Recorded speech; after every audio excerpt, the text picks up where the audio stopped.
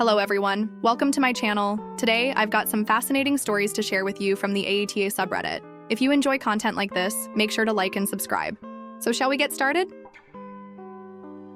Story 1. Am I the asshole for taking my toddler on a free Hawaii vacation without my pregnant wife? The offer came out of nowhere like a golden ticket dropped from the sky. My cousin, who'd hit it big with some tech startup, called me up one evening, voice buzzing with excitement. He was planning a family reunion in Hawaii, fully paid, flights, hotel, the works. A week on Oahu, with sun-soaked beaches and those shave ice stands I'd only seen in pictures. He wanted me, my wife Sarah, and our 3-year-old son Ethan to join. My heart leapt. Ethan's never seen the ocean, and I could already picture him giggling as waves tickled his toes. But when I told Sarah, her face fell. At 7 months pregnant, she wasn't feeling the aloha spirit. Sarah's been struggling with this pregnancy. The first trimester was rough, morning sickness that lasted all day, and now her ankles are swollen, her back aches, and she's just exhausted. She looked at me, her eyes tired but firm, and said she couldn't imagine waddling around in a bathing suit, feeling like a beached whale while everyone else sipped Mai Tais. "I'd be miserable," she said, rubbing her belly. "I just want to stay home and rest." I got it. I didn't want to push her into something that'd make her uncomfortable. But the thought of Ethan missing out on this, our first real family vacation, one we could never afford otherwise, twisted my gut. I hadn't had a break in years either. Work's been a grind and I could already feel the warm sand under my feet. I sat on the couch, Ethan's toy truck scattered around me, and thought it over.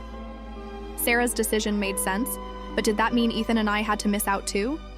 This wasn't just a trip, it was a chance for him to bond with his cousins, to see a world beyond our small apartment and the same old playground.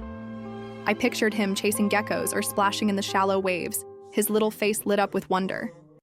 I'd be there to keep him safe, to make those memories with him. My cousin's family would be there too, plenty of hands to help with a toddler. Sarah could stay home, rest, maybe binge that show she's been talking about. It felt like a win-win. Still, doubt crept in. I brought it up over dinner, keeping my tone light. "What if I take Ethan to Hawaii and you stay here to relax?" I asked. Sarah's fork froze mid-air. She didn't yell, but her silence was loud. "You'd go without me?" she said finally, her voice sharp. I explained it wasn't about leaving her behind. I wanted her to come, but I respected her choice. Ethan deserved this chance, didn't he? And honestly, I needed it too. She stared at her plate, then nodded slowly. "Fine," she said, but her tone was clipped, like she was swallowing something bitter. The next few days were tense. Sarah wasn't mad, exactly, but she'd get quiet whenever I mentioned packing Ethan's sunscreen or floaties. I kept reassuring her I'd call every day, send pictures, make sure Ethan was safe. My cousin's wife even offered to FaceTime Sarah during the trip so she wouldn't feel left out. But I could tell it stung her, the idea of us off on this adventure while she stayed behind, heavy with pregnancy. I started wondering if I was being selfish. Was I putting my own excitement, and Ethan's, over her feelings? Or was it fair to seize this rare opportunity, especially since she didn't want to go? I love Sarah, and I'd never want her to feel abandoned. But I can't shake the thought that Ethan and I shouldn't have to miss out just because she's not up for it. Am I the asshole for wanting to take Ethan to Hawaii without her? Story 2. Am I the asshole for refusing to join my fiancé's phone plan? It was a Tuesday night, and the air in my house felt heavier than usual. My fiancée Emily was pacing the kitchen, her phone clutched tightly, her face twisted in frustration. I was sprawled on the couch, half watching some car restoration show, when she finally snapped. "You don't help me," she said, her voice sharp enough to cut through the TV noise. I sat up, confused. "What do you mean?" I asked. That's when she laid it out. She was drowning in bills, stressed to the max, and thought we should combine our phone plans to save her some cash. I froze. It wasn't the first time she'd hinted at money troubles, but this felt like a loaded request. "I've been on my mom's phone plan forever.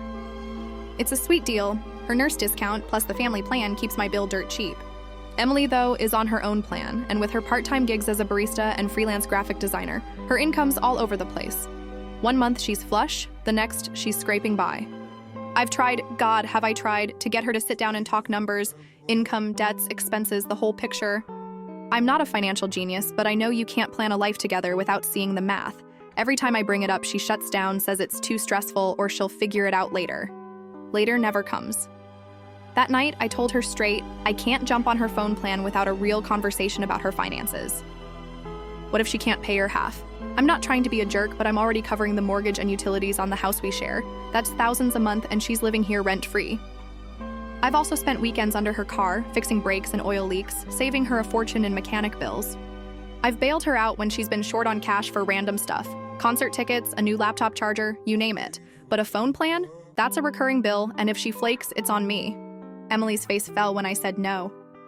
You're supposed to be my partner, she said, her voice wobbling. I felt like garbage, but I held firm. I am your partner, I said. That's why I need us to be on the same page about money.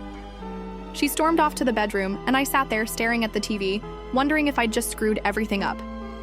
The next morning, she barely looked at me, muttering something about how I don't get her stress. I get it. Money's tight for her. But I'm not a bank, and I'm not about to sign up for a bill I might end up paying solo. I keep thinking about our future. We're engaged, planning a wedding, talking about kids someday.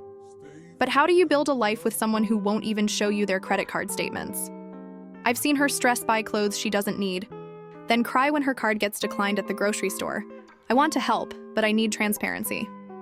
My mom's plan saves me money, sure, but it's not just about the cash, it's about trust. If Emily can't talk about her finances now, what happens when we're married and it's not just a phone bill, but a car loan or a kid's tuition? I've been chewing on this for days, replaying our fight. Emily thinks I'm being cold, but I feel like I'm protecting us both from a bigger mess down the road. Maybe I'm too cautious, or maybe I'm right to draw a line. I love her, but love doesn't pay bills. Am I being unfair, or is it reasonable to want some clarity before I tie our finances together, even for something as small as a phone plan? Am I the asshole for refusing to join her phone plan? Story 3. Am I the asshole for hanging up on my girlfriend for using baby voice?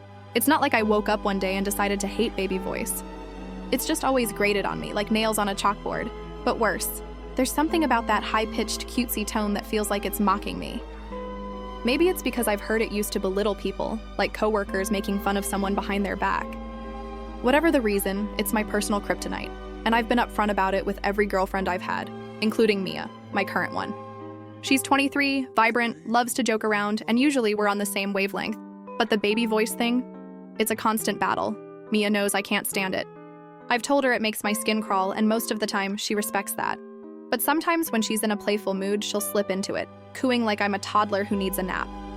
I'll give her a look, maybe say, "Babe, please, not that voice," and she'll giggle and drop it. But other times it's like she's testing me. She'll lean into it harder, pouting and talking like she's in a cartoon, and I can feel my patience fraying. I try to ignore it, stare at my phone, or change the subject, but she'll keep going, like it's a game to see how far she can push. Last week, we were on the phone, catching up after a long day. I was sprawled on my couch talking about some annoying client at work, and she was telling me about her day at the coffee shop where she works. It was nice, normal, until out of nowhere, she switched to that voice. "Ah, is my big strong man all grumpy from work?" she said, her voice dripping with that fake sweetness. I groaned. "Mia, come on, stop." But she didn't. Instead, she doubled down, mocking me with, "Oh, is Whittle baby upset? Does he need a hug?" I could hear the smirk in her voice, and something in me snapped. I didn't yell or argue, I just hung up. Click, done. My phone lit up immediately with her call, but I let it go to voicemail. When I finally picked up her next call, she was pissed. "That was so immature," she said, her voice sharp. "It was just a joke." "You can't take a little teasing?" I tried to explain calmly that I've told her a million times I hate that voice, and mocking me when I ask her to stop feels disrespectful. She called me uptight, said I was overreacting to a bit of fun. I wasn't having it. "If you know I hate it, why keep doing it?" I asked. She huffed, said I was making a big deal out of nothing, and hung up on me this time. Since then, things have been weird. Mia's been distant, texting me one-word replies, and I'm starting to wonder if I'm the problem. I don't think I'm asking for much, just for her to respect a boundary I've set. But maybe I went too far by hanging up. I could have just muted the call or changed the subject, but in the moment, I just wanted out. I keep replaying it, wondering if I'm being too rigid. She's right that it's just a joke to her, and maybe to most people it's no big deal. But to me, it's like she's poking at a bruise, knowing it hurts. I love her and we're great together otherwise, but this makes me feel like she doesn't take me seriously. Is it unreasonable to expect her to cut it out completely, or am I being a jerk for shutting down her attempt at humor? Am I the asshole for hanging up on her? Story 4. Am I the asshole for what I said when my parents announced they're having another baby? I'm 16, the oldest of 7 kids, and my life feels like a balancing act on a tightrope that's fraying at both ends. Our house is a cramped, chaotic mess. 3 bedrooms for 9 people with clothes and toys spilling out of every corner. My parents, bless them, never planned for this. They wanted 2 kids, me and my sister Kayla, but then came Robin, Sam, Lacey, Zoe, and Robbie. Each new sibling stretched our budget thinner, like a rubber band ready to snap. Mom's a cashier, Dad's a delivery driver, and their paychecks barely cover the basics. We get government help, but it's not enough, especially since they're terrible at managing money. Groceries disappear fast, and I've seen the stress in their eyes when bills pile up. I've been working since I was 13, bussing tables at a local diner to buy things like my laptop for school. When the pandemic hit and classes went online, I didn't even have internet at first. I paid for that too. My parents swore after Robbie, the youngest at 4, that they were done. They promised to get us back on track, that I wouldn't have to keep working just to afford school supplies. I believed them. I started dreaming about my future, maybe learning to cook professionally, working in a restaurant. College isn't in the cards, my grades are meh, and we can't afford it. But a trade? That felt possible. Then Monday happened. We were all crammed in the living room, the kids bickering over the last Pop-Tart, when Mom and Dad sat us down. Mom's hand rested on her stomach, and I knew before she spoke. "We're having another baby," she said, smiling like it was good news. She was 14 weeks along, had known for 7, and waited to tell us. My siblings were stunned, some excited, some confused. Me? I felt like the air got sucked out of the room. "Not again," I said, my voice breaking. I didn't mean to cry, but tears came anyway. I'm not a crier, but this broke me. Another kid? Another mouth to feed? Another body in our sardine can house? My parents' faces hardened. "Check your attitude," Dad snapped. I couldn't hold back. "You gave me this attitude," I said. "You keep being reckless, putting all this on me. You promised we were done, and now we'll struggle even more." They got mad, told me to stop acting like they were doing something to me. "Accidents happen," Mom said. "We'd never abort, even if we could." They wanted me to make things okay, to stop being negative. But how? I'm already babysitting so they can work nights or catch a break. I clean, cook, make sure the younger kids do their homework. I've bought groceries when they've come up short. It's too much. I know some people say money doesn't matter if you've got love, but love doesn't pay the electric bill or fix my laptop if it breaks. My family feels like a weight I carry, not a blessing. I hate that I feel this way, but I'm scared. What happens when the new baby comes, and we're even more stretched?